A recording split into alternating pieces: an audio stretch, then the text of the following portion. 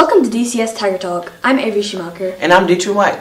Today on Tiger Talk, Superintendent Kyle Kalhoff joins Savannah Williams to discuss school safety, including some changes in policy regarding new lockdown procedures. Hey, how are you? I'm fine. How are you doing? Thank you for joining us. Can you explain the procedures that are to be followed in the event of a school lockdown? Sure.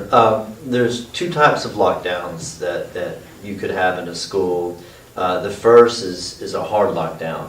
That is a situation where we find our safe place in the classroom, we pull the blinds, we close the shade, lock the door, and we stay in our place until the notification is given that it's safe to get up and move around. That's a situation that's going to be pretty severe. Students have got to listen, do the right thing, and get to that safe place. The other part that you might find is a soft lockdown, and that's something I think we experienced here before Christmas here at the high school. That's a situation where maybe in the surrounding area there's a police chase, or maybe there's someone on the loose. So a soft lockdown is we keep on teaching, keep on doing our thing, but we're not moving around campus or staying in our classroom. We're aware that there's something going on, but we're going to stay in our classroom. It's a normal day. People aren't coming and going. We're not having check-ins and check-outs until we're notified that we're off the lockdown. So we have the school resource officers around. What are their roles and responsibilities? That's a good question. But first of all, we're very fortunate to have school resource officers. Our city school system and our city, we're in a position where we partner with the city, and the school system contributes a certain dollar amount. The city does, and we have one in every school now, which we're extremely proud. The duties and the responsibilities, and there's plenty of them. One, and probably the most important one, is they're there to protect the school from criminal activity. Not discipline, not day-to-day discipline, but criminal activity. So when you're dealing with elementary schools, there's fewer and fewer times that you come across that. Usually, unfortunately, it's middle and high school where when an administrator is dealing with some discipline, then it might be a criminal activity. So that's one of the primary goals, our primary objectives. They should be monitoring the perimeter of the campus, the doors, in between classes, during classes. They're there. A true school resource officer, SRO, should be establishing positive relationships with children and our students or adolescents, getting to know them.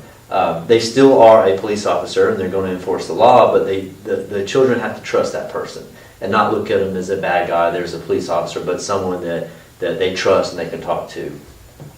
Our memorandum of understanding with the Demopolis City Police Department also allows the school resource officers to come and talk to classes.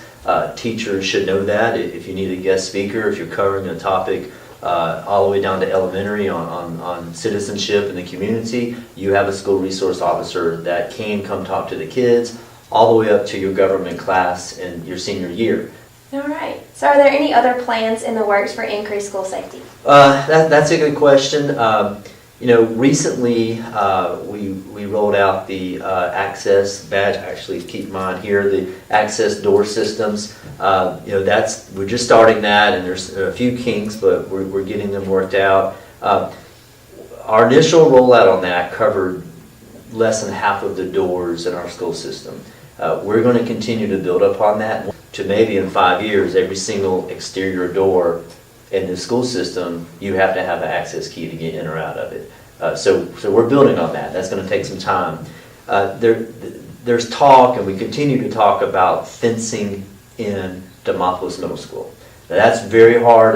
You can just fence the whole thing in, but that's going to be a tremendous amount of money to do that. I get concerned. I know when Mr. Hathcock was there, he was concerned, and Mr. Kaiser now, with the foot traffic that cuts through that campus. There's neighborhoods on the backside that are trying to get to businesses, grocery stores. On the other side, in the middle of the school day, you have someone just cutting through campus.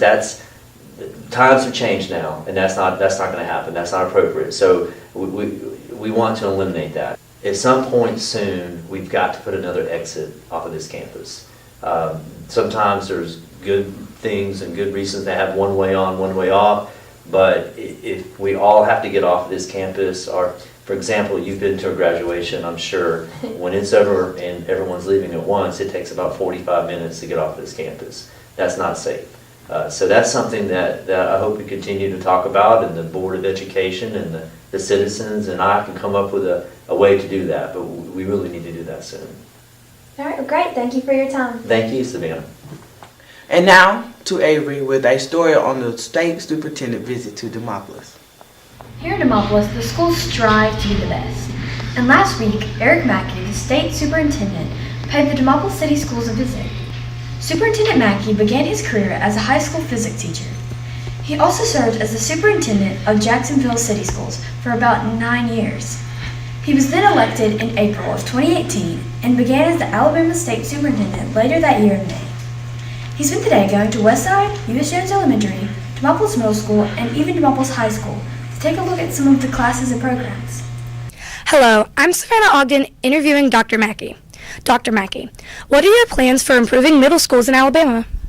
Well, middle school is one of the most important parts of the K-12 system we look at, because one of the things we've learned is that we have more folks who at the end of 8th grade kind of disengage and then eventually drop out of high school than any other grade. So we want to make sure that we have strong middle schools, really 5th grade, 6th grade, 7th grade, 8th grade. One of the things we want to do is have smaller class sizes in middle schools. So many places our middle schools are really large, lots of students to one teacher, and so the teachers can't get to know the students as well. So one of the things we're trying to do across the state is get to much smaller classes. Now I'm going to have to compliment Demopolis though, because I haven't been in any really large classes here, but again it's so important that the teacher can make that direct connection with every student in the class. Thank you. So how does your experience as a teacher help you in your current position? I taught science, and I taught high school science, physics, and chemistry, but then I also taught 8th grade and 7th grade science. And I will tell you that of all the things I taught, 7th grade science was my most favorite.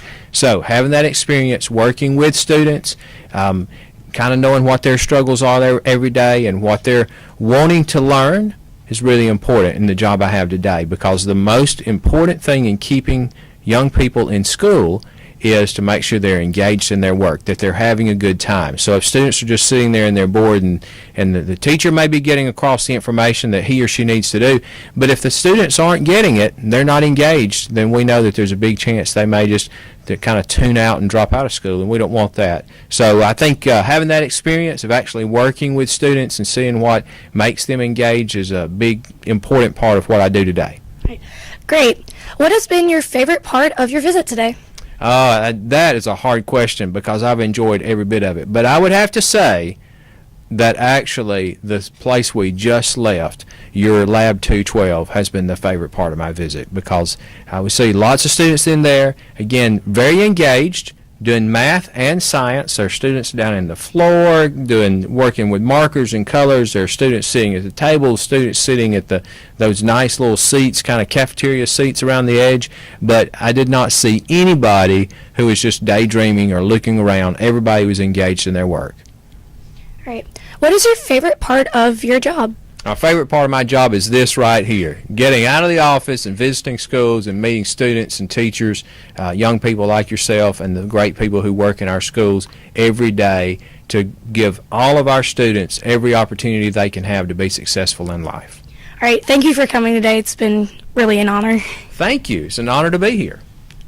Now, teacher has some exciting news regarding the 2019 Teacher of the Year. I'm here today to go talk to Miss Tanya Thornton, who was voted as Demopolis High School and District Teacher of the Year for secondary education. Every year, one teacher chooses from each school to be Teacher of the Year. Ms. Thornton teaches math. She has been teaching for 24 years and 7 of those years in Demopolis. So let's go talk to her now. Hey, Ms. Thornton. How do you feel about your honor award? I work with so many great teachers that it truly is an honor to receive Teacher of the Year. And I hope that I can represent Demopolis well. But we have so many amazing teachers and so many that deserve it even far more than I do. What is your favorite part about teaching? I just love interacting with students, and I love being able to maybe be a positive light in somebody's eye and just to influence them in a positive manner. Thank you. Thank you. Thanks for watching. Join us next time on DCS Tiger Talk.